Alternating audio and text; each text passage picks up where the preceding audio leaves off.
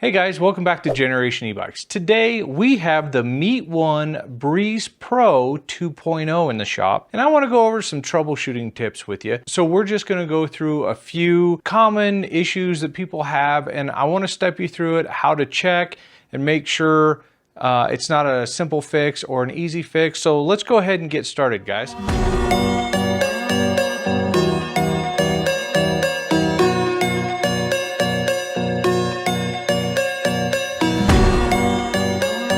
Okay guys, so normally to power this trike on, you push and hold the power button and the display lights up and the trike powers on. So if we come out and go to power the trike on, we push and hold and nothing happens. Or if the screen blinks for just a second and then shuts right back off, the first thing we're going to do is check the switch on the battery to make sure we didn't shut that off or it's not shut off when we first got the bike and got it built. So let's go back and show you that. As you can see, when you come to the back of the trike, this is where your battery is mounted. Right here is your charge port, and right in front of that is a battery switch. O is for off, and the line is for on. Right now the battery is in the off position, so let's go ahead and flip that forward. Now let's move up front and check and see if our switch works. So back up front, we're going to go ahead and push and hold our power button after flipping the switch to on, and the display lights right up. Now, if the switch is in the on position, let's check one other thing. So one other thing to note, if the switch is in the on position and you come up here and just tap the power button, nothing happens. So let's try pressing and holding the power button just a little bit longer. There we go.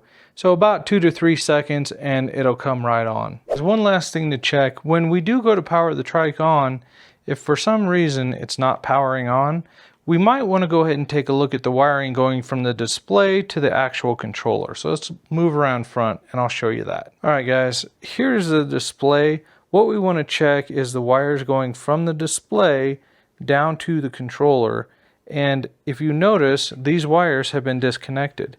Now, one thing to note on these, there is an arrow. It's really hard to see, but there is an arrow on this that is black. And if you look at the cable, there's a notch right there. You want to make sure you get that in there correctly. And that may have just come loose a little bit from riding or whatever. They're typically very robust as far as staying together, but every once in a while they'll work a little bit loose. So what we want to do is line up our arrows. We have an arrow here and an arrow here. So once that's in there, you just push it back together, make sure it snaps, and then we can put our wiring back in here, and then we can tidy this up a little later. But I wanted to show you that if for some reason that comes loose, your display will not come on and the trike will not power up. So let's move back around and just test it. Okay, let's try and power it up. Push and hold for a couple seconds. There she comes, powers right up.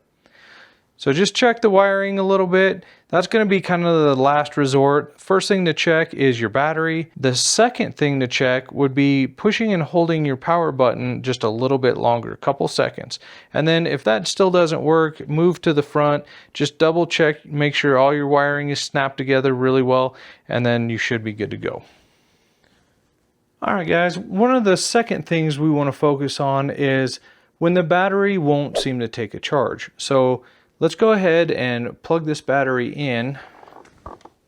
We're going to open the cover right there, and then we're going to take the charger, and this is a 3-pin charger, so you do have to spin it until it goes in. There we go. Make sure it's plugged in all the way. If you look at our charger, we should have a light that comes on this charger. Sometimes in the garage we have a plug that is wired to a light switch. So even though we have the battery charger plugged in, the light switch may be off and we don't have any light here. So let's just go ahead and plug this in. There we go. It turns green, meaning the charger's on, and then once it goes red, we can see that it is charging the battery.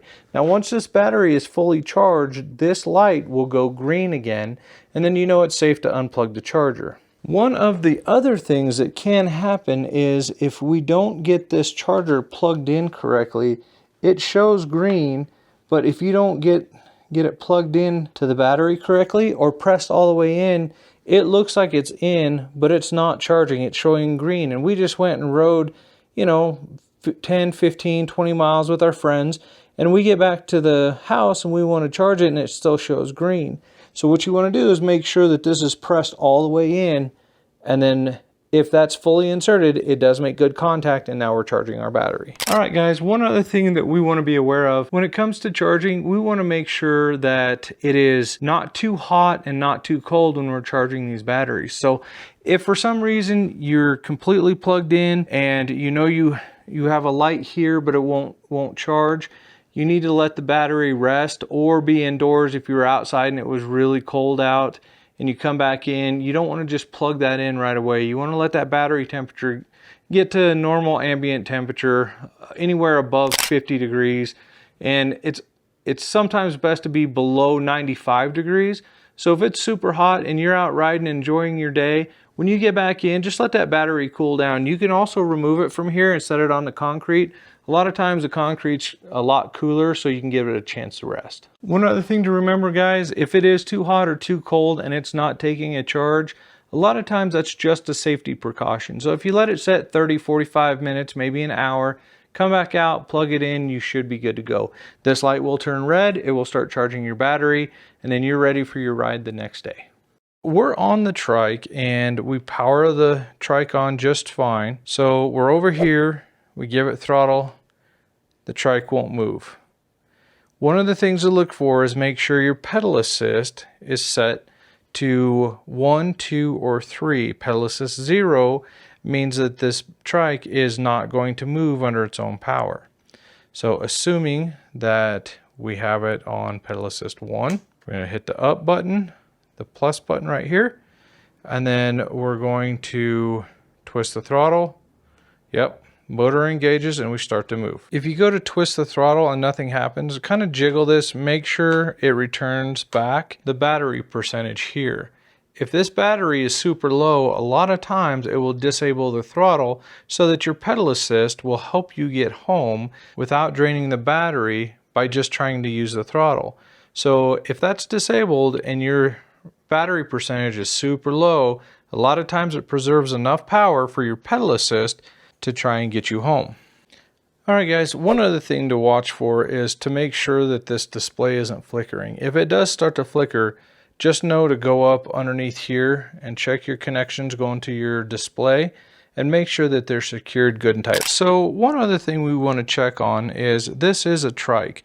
So knowing that this is a Trike, if you're riding and for some reason it's starting to pull to one side, or you're going in circles and you're trying to straighten it, but it seems like one wheel is not rolling as smooth, just come down here and let's just inspect this wheel. We want to make sure there's no zip ties or a stick or some sort of debris that's stuck in this wheel that's causing it to drag or be wedged where it would stop. Back here we do have a differential. So what this does is opens up when you go to turn, and then it doesn't put power to the inside wheel. So it allows one wheel to sit and one wheel to actually have power. So it makes it much easier to turn the Trike. But if something is wedged in here or on one of these wheels on either side, you want to check and make sure there's no debris in there. Usually it's just a simple fix. All right, guys, I'm going to give you some really sound advice, so I want you to listen really careful. Normally, when I try and fix a computer problem, the first thing they ask me is, have you tried turning it off and back on again?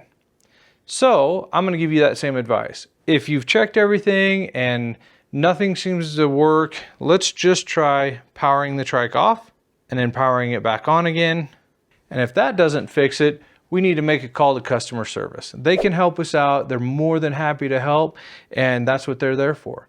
After we've done these few troubleshooting tips, we can go ahead and give them a shout and tell them what we've tried and tell them what the problem is, and most of the time they can fix it for you.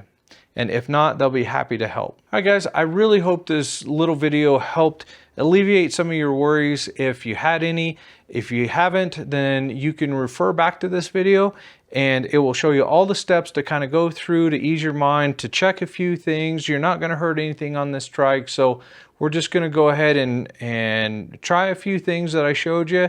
And if those don't work, just know you have support. Give those guys a call or give us a call and we'll be more than happy to help you guys out. And if you've watched this video and you don't own a MeetOne Trike yet, you definitely need to go watch this video on the MeetOne Breeze Pro 2.0. And I'm also going to have a video coming very soon on the Tour 2.0. It has a single battery, full upgrades, and we are going to go out and test that one. I'm going to enjoy it just as much as I enjoy doing this one. All right, guys, we'll see you on the next one. Thanks again.